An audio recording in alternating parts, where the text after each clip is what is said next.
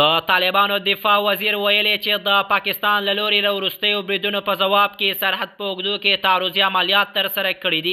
دغه پیښه د افغانستان او پاکستان ترمنځ زیاتېدونکي امنیتي کړکېچ په دوام کې رامنځته شوي. د حقیقت نیوز چینل درنو کتونکو سلام، ستړي مشئ، وخت مو په خیر.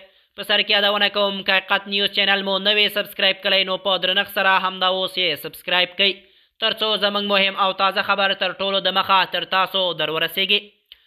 د طالبانو د دفاع وزارت ویلي چې د پاکستان له لوري د وروستیو بریدونو په ځواب کې د سرحد په اوږدو کې تعرضي عملیات ترسره کړي.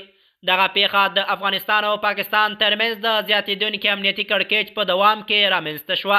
د طالبانو د دفاع وزارت ویان ویلي تېر ماښام وروسته له هغې چې د پاکستان له لوري هوایي او توپچي بریدونه وشول، د دوی ځواکونو په متقابل ډول پر ټاکلو هدفونو بریدونه وکړل. د په وینا د عملیات تعرضي و، یعنې یوازې دفاعي نه بلکې د مقابل لوري پر نظامي تاسیساتو او پوستو متمرکز بریدونه ترسره شول.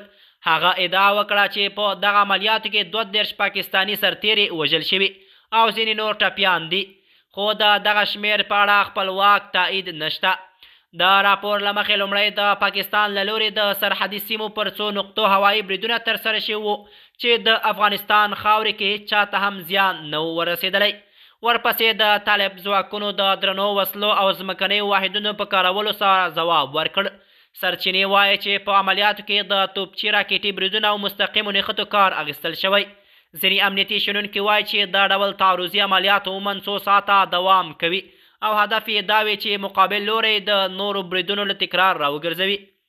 اسلام آباد تر دې دمه د طالبانو د ادعاو په اړه بشپړ جزئیات نه دي خپاره کړي، خو مخکې څو ځله ویلي چې د افغانستان له خاورې وسلوالې ډلې د پاکستان پر امنیتي ځواکونو بریدونه کوي.